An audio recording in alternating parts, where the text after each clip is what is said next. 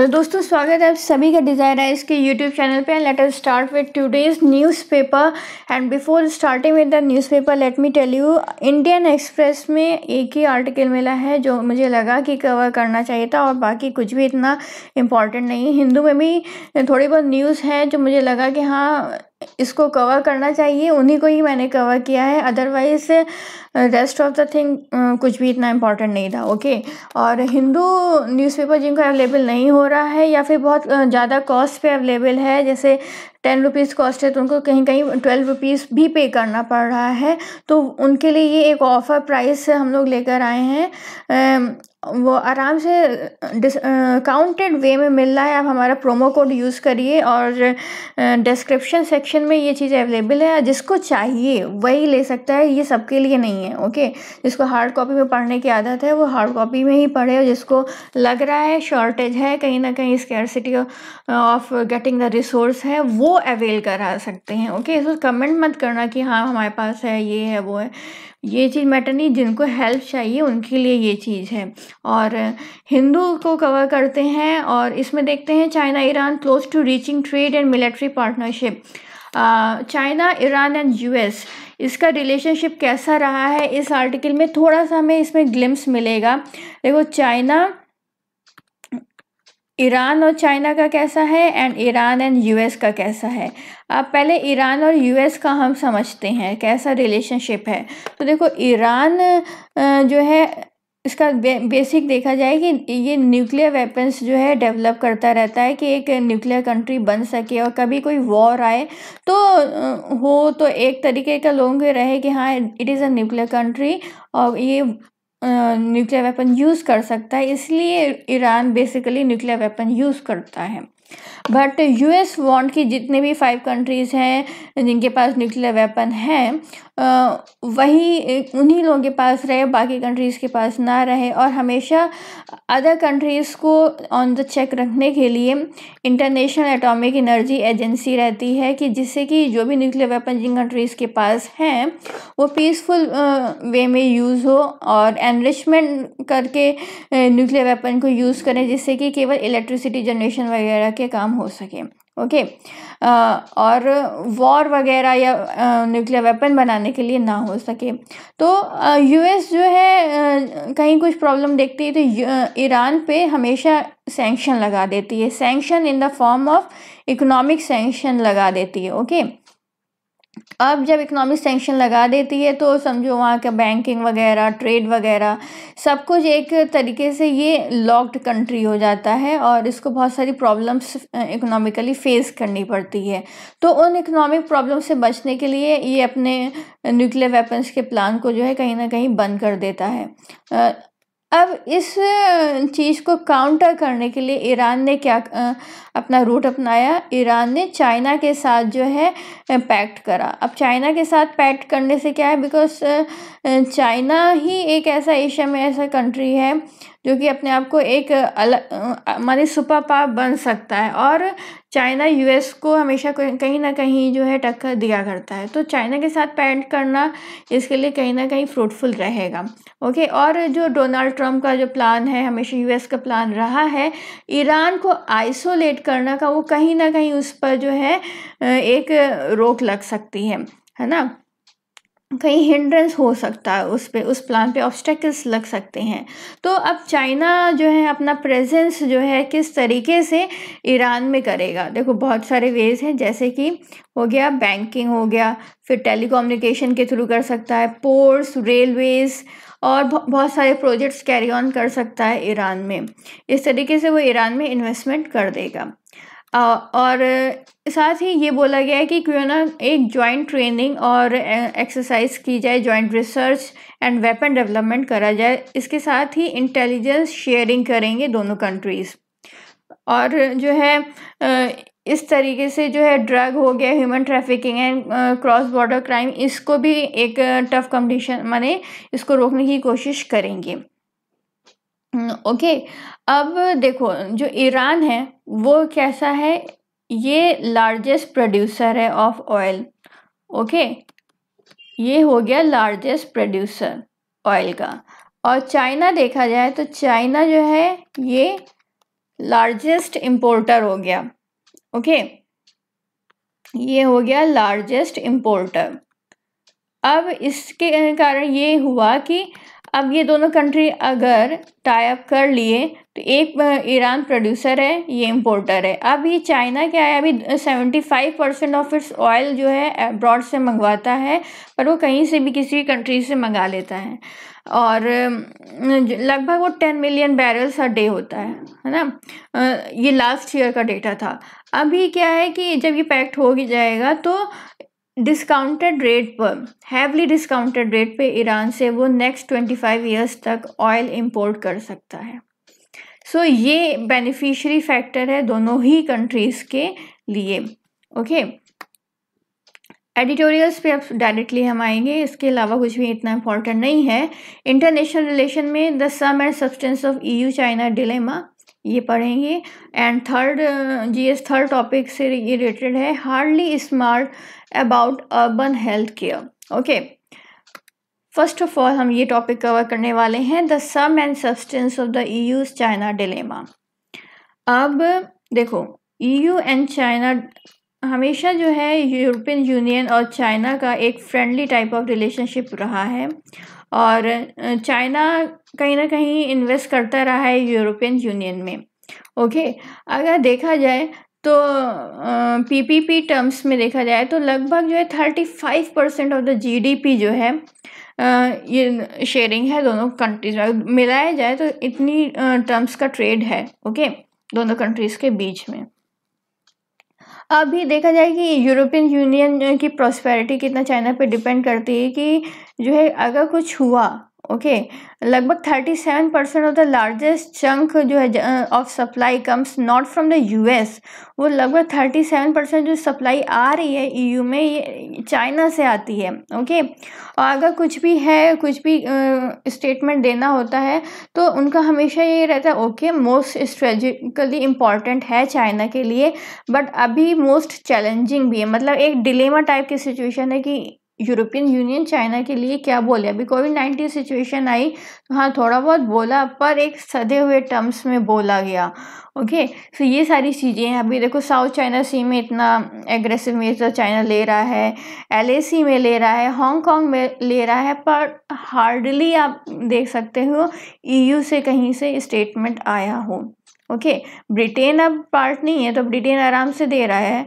Okay, but EU से कहीं से स्टेटमेंट आया, आपने कहीं देखा होगा? कहीं से भी नहीं आया। अब हाँ थोड़ा बहुत EU में कहीं ना कहीं डाउट है, बिकॉज चाइना जो है इकोनॉमिकली नहीं, अब पॉलिटिकली जो है यूरोपियन यूनियन में एंटर करने की कोशिश कर रहा है। वो कैसे? इसने एक बना लिया है फॉर्मेट 16+1 फॉर्मेट, जिसमें कि सेंट्रल और ईस्टर्न यूरोपियन स्टेट्स हो गए।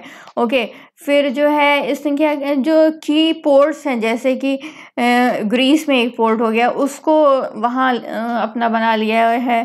साथ ही साथ उसने जो की हाई टेक्नोलॉजी कंपनीज हैं, कूका इन जर्मनी, उसको कहीं ना कहीं अपने उसमें ले लिया है। तो ये सारी चीज़ें जो हैं एक अलार्मिंग सिचुएशन से एक अलार्म क्रिएट तो कर रही हैं यूरोपियन यूनियन में। ओके, और देखा जाए तो इंडिया का रोल अगर यूरोपियन यूनियन के साथ कैसा है, तो हाँ थोड़ा बहुत है, बट यूरोपियन यूनियन के पास अदर भी ऑप्शंस हैं। ओके, ये नहीं है कि अगर चाइना को अगर वो देख रहा है ये सारी चीज़ें कर रहा है तो इंडिया की तरफ आ जाए, उसके पास और भी ऑप्शंस हैं। Other topic is hardly smart about urban health care, smart cities. कितना उस समय जब नरेंद्र मोदी की गवर्नमेंट वगैरह आई तो ये सब बहुत प्रोग्राम चल रहे थे, स्मार्ट सिटीज़ बनेंगी, बुलेट ट्रेन्स आएंगी वगैरह वगैरह। ओके, अब धीमे धीमे देखो ये सारी चीज़ें जो हैं कहीं ना कहीं कम होती गई। ये कह सकते हैं कि एक प्रोपेगेंडा टाइप का था कि हाँ हम लोग जो हैं ऐसे डेवलप करेंगे, ये है वो है। अब धीमे धीमे सब वेन आउट होता चला जा रहा है, कहीं इतना कुछ बात चल ही नहीं रही है। हाँ अभी कोविड टाइम में नहीं, उसके पहले भी अगर आप देख सकते हैं ऐसी कुछ सिचुएशन थी। 100 जो है सिटीज़ सेलेक्ट हुए, उनको स्मार्ट बनाने का प्रोजेक्ट हुआ, एरिया बेस्ड डेवलपमेंट बोला गया करा जाएगा। ओके, बट अभी क्या है 5 ईयर्स के बाद कहाँ कितना प्रोजेक्ट हुआ है, इसको हम इस डेटा से समझते हैं। लगभग 2,05,018 करोड़ जो है इन्वेस्टमेंट हुआ, और प्रोजेक्ट कितने हुए, लगभग 26,700 करोड़ के ही प्रोजेक्ट कंप्लीट हो पाए हैं। Okay, so we are running behind the schedule. अब जो है स्मार्ट सिटीज़ जो हैं अगर देखा जाए तो ये फोकस इनका ज़्यादातर क्या है कि जितने भी वहाँ के अर्बन जो क्वालिटी ऑफ लाइफ है उस चीज़ को इम्प्रूव करना। ओके, पब्लिक हेल्थ का फोकस जो है स्मार्ट सिटीज़ पे कहीं ना कहीं कम रहा है। अब पब्लिक हेल्थ जो है ये कौन से उसमें आता है, पब्लिक हेल्थ एक लोकल गवर्नमेंट फंक्शन है, और as per the 12th schedule of the constitution introduced by 74th amendment, जो public health is one of the 18th function है। ओके, सो पब्लिक हेल्थ देखा जाए तो स्टेट लिस्ट में आता है, और ये स्टेट लिस्ट का टॉपिक है। एंड जो स्मार्ट सिटीज़ हैं अभी देखा जाए तो क्या वो इतने रेलिवेंट हैं, अगर कोविड की सिचुएशन देखा जाए तो उसके अकॉर्डिंग रेलिवेंट बनाए गए हैं कि नहीं। हॉस्पिटल्स पे इतना फोकस ही नहीं करा गया है स्मार्ट सिटीज़ में। ओके, अगर कोई पब्लिक हेल्थ इमरजेंसी आती है तो जैसे केरला में भी कैसे है कि एकदम जो है वहाँ पे डिसेंट्रलाइज्ड कर दिया पूरा सिस्टम। ओके, और लोकल गवर्नमेंट के लेवल पे जो है और लोकल पब्लिक हेल्थ केयर के ऊपर फोकस करा गया इस कोविड-19 की सिचुएशन को टैकल करने के लिए। और जो है बेसिकली अब मोटिव क्या होना चाहिए, क्या किस तरीके का प्रोग्राम प्रमोट करना चाहिए, and that is in the form of कि जो लिवलीहुड है इसको कैसे इम्प्रूव करना है, उसको क्या लिवलीहुड का इम्प्रूवमेंट अगर उस पर फोकस मोर हो rather than creating smart cities, वो तो एक सेकेंडरी चीज़ है। पहले आप अपना पब्लिक हेल्थ सिस्टम इम्प्रूव करें, लिवलीहुड सिस्टम इम्प्रूव करें, जिससे कि लोग जो हैं भूख के मारे मरे ना। ये बेसिक चीज़ है। ओके, इस पे जो है ज़्यादा होना चाहिए। इसके लिए एक हेल्थ मिशन प्रोग्राम चलाइए, एक लिवलीहुड मिशन जो चल रहा है उसको इम्प्लीमेंट अच्छे से करिए। अगर कुछ करना है तो स्पेशल पर्पस व्हीकल उस चीज़ के लिए एक क्रिएट करिए। ओके, और देखा जाए तो ये हो सकता है बिकॉज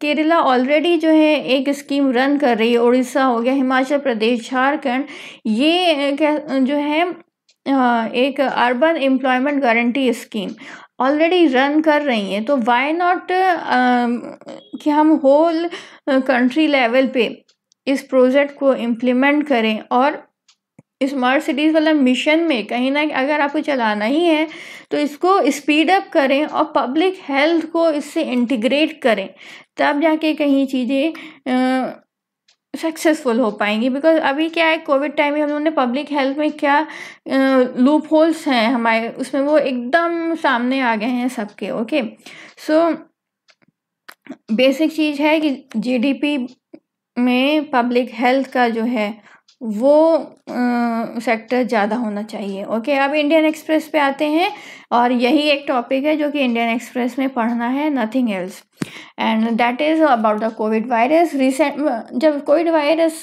नया नया आया था तब सबके उसमें यही था कि यही बताया गया था कि ये अपर रेस्पिरेटरी प्रॉब्लम है, गले तक ही रहती है, वहीं पे वायरस डेवलप करता है, और किसी पीपल में लोअर रेस्पिरेटरी ट्रैक तक ये चली जाती है, और इसके बाद जो है it falls in the oxygen saturation.